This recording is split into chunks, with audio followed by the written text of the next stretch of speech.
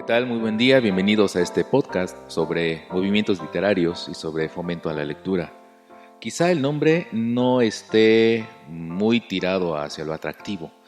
El fomento a la lectura de repente resulta un tema por demás insidioso y por demás aburrido. Pero espero que no, es decir, hay mucho que hablar y hay mucho que decir acerca de los movimientos literarios y sobre la literatura misma. En los últimos años he estado muy de cerca, acompañado de algunos textos con un cierto estilo, y es el estilo que yo voy a hablar este día. Es el estilo o el movimiento del romanticismo.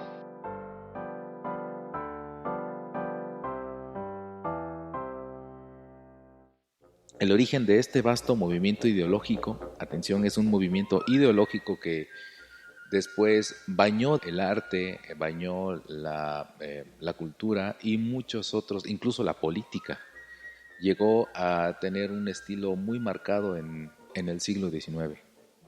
Pero bueno, es un movimiento ideológico que se inicia en Europa a fines del siglo XVIII y que en lo literario impera durante la primera mitad del siglo XIX. Hay que buscarlo en tres factores distintos. Primero, en el individualismo de tipo racionalista. Segundo, en la libertad preconizada por la enciclopedia. Y tercero, en el sentimentalismo y defensa de la pasión. Juan Jacobo Rousseau es uno de sus máximos exponentes.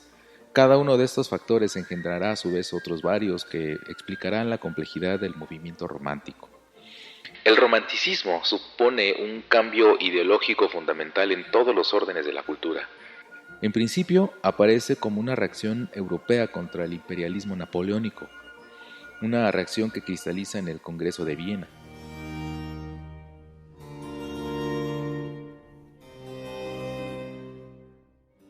El sentido de lo romántico como sinónimo de lo extraordinario, de lo que está fuera de lo normal, en oposición al equilibrio clásico, se repite un siglo después en Borwell. Cuando nosotros hablamos de los límites del neoclasicismo, es aproximadamente casi 100 años dura, inicia en 1737 y culmina en 1835.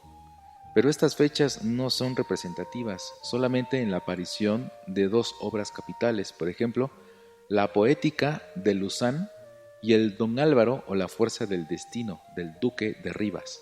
O sea, la eclosión externa de idearios ya preparados muchos años antes.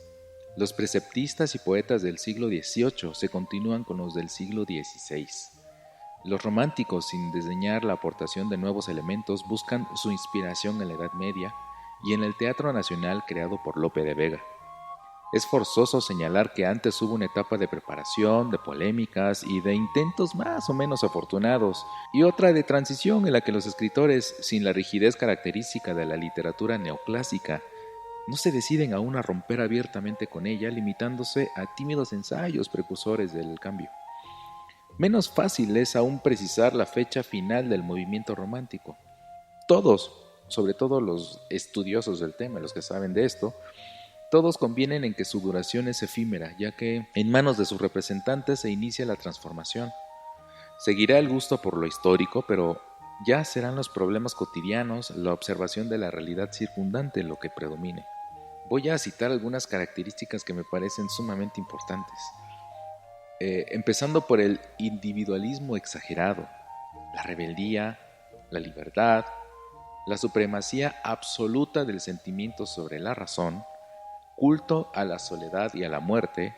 Otro punto es la revaloración del paisaje, pero lúgubre y salvaje, rechazo de todas las normas y reglas, temas medievales o exóticos, huida de la realidad, frustración, desesperación. Y habría que añadir que en el drama rechazan las normas de las tres unidades, es decir, tiempo, lugar y acción. Mezclan lo trágico con lo cómico y la prosa con el verso.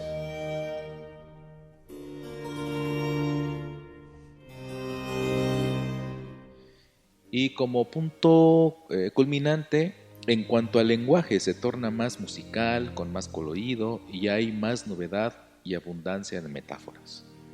En este texto que tengo en mis manos, que es una antología literaria, que lo hizo Irma García Lázaro, por allá por los años de 1999, que este libro que tengo en mis manos es parte posiblemente de los estudios de bachillerato en aquellos años y tiene muy buenos textos. Tiene un texto de Justo Sierra, que es un escritor, poeta, político mexicano, nacido en 1848 y fallecido en 1912. Hizo algunas aportaciones culturales dentro del régimen de Porfirio Díaz. Tenemos a Enrique Heine, un alemán también que escribió en el tumultuoso siglo XIX, a Lord Byron. Tenemos a Alfonso de Lamartine, que es francés. Tenemos a Alejandro Pushkin, ruso. Gustavo Adolfo Bécquer, español. Tenemos también aquí a uno de los que han marcado nuestra faz cultural quizá desde el siglo XIX, un español que en el efímero imperio de Maximiliano de Habsburgo, en aquellos años estaba estrenando en Europa, en España, un texto que ha remarcado muy profundamente en nuestra cultura y sobre todo en la cultura de los hombres, de los varones.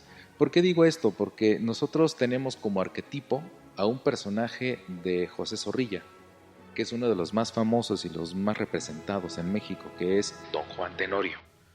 Aunque no hayamos leído el texto de Zorrilla, sabemos que Don Juan Tenorio es el gran calavera, sabemos que es el gran conquistador, el gran ganador, el que por azares o por destino siempre gana, le gana a la muerte, le gana a la vida, le gana al amor, le gana a la amistad y está muy profundamente arraigado en nuestra faz cultural. No quisiera generalizar, pero al menos cada vez que se representa este texto, sobre todo el texto clásico, Don Juan Tenorio, tiene una aceptación impresionante por parte del público, ya sea que se presente en Yucatán, que se presente en la Ciudad de México, que se presente en Jalisco, que se presente en Oaxaca, como algunos años atrás se ha venido representando. Hoy no tenemos noticia de que se vaya a representar.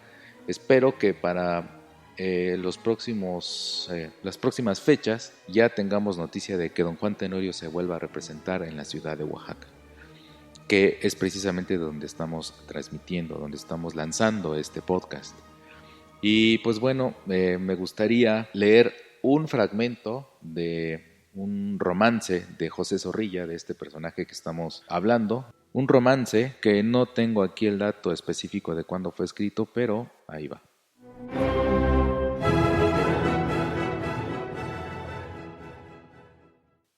La noche no tiene ruido. En la sombra no hay color. No hay en los viejos cuidado. Las dueñas no tienen voz. Pero cuando todos duermen estamos velando dos. Ella en la reja sentada y al pie de la reja yo. Mis ojos no ven sus ojos, no ven su tez transparente, no ven su rosada frente ni su sonrisa de amor. No ven el rumor de virgen que sus mejillas colora. Tiene 15 años ahora. Las niñas tienen rubor. No ven mis ojos avaros su casi desnuda espalda, ni entre la revuelta falda asomado el blanco pie. Como en la orilla de un río rompiendo la inquieta espuma, tender la flotante pluma, nevado un cisne se ve. Ni en su garganta y sus hombros el alto pecho imagino, ni por su rostro adivino del corazón la inquietud. Y tiene la áspera reja, centinela desvelado, delante el amor osado, detrás la frágil virtud.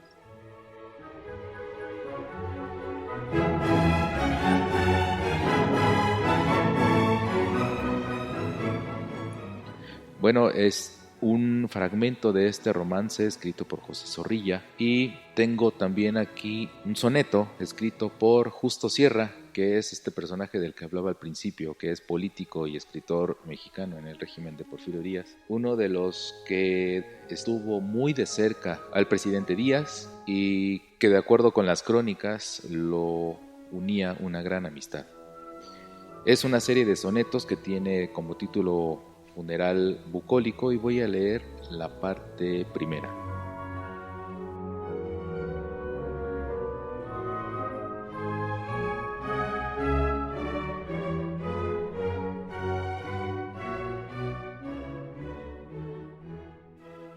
Su esfera de cristal la luna apaga en la pálida niebla de la aurora, y la brisa del mar, fresca y sonora entre los pinos de la costa vaga. Aquí murió de amor en hora aciaga Mirtilo, y bala su rebaño, llora la primavera, y le tributa Flora rústico incienso cuyo olor embriaga. Allí la pira está, doliente y grave danza emprenden en torno los pastores coronados de cipro y de verbena. La selva plañe con murmurio suave y yace de mirtilo entre las flores, oliendo a miel aún la dulce avena.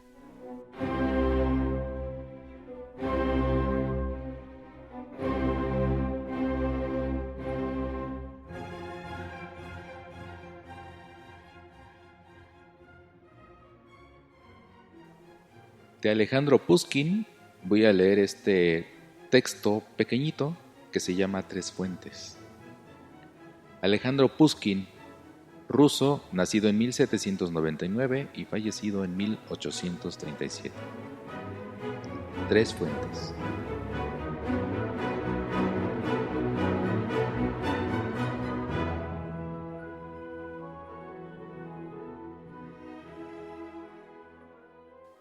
En el triste desierto sin confín de la vida, hay tres fuentes que surgen enigmáticamente. La de juventud, viva fontana ardiente que corre juguetona, con alegría invencida. La segunda, castálica fuente de inspiración, donde los deportados de la vida han bebido. Y la última es la fría fontana del olvido, la que mejor que todas apaga la pasión.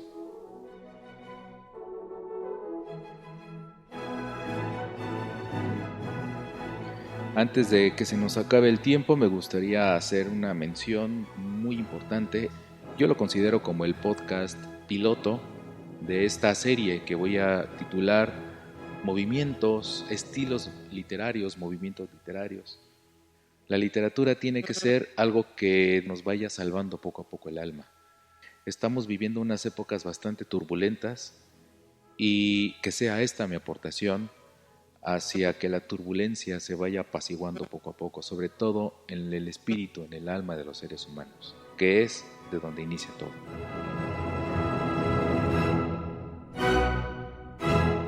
Muchas gracias por su atención, nos vemos en la siguiente.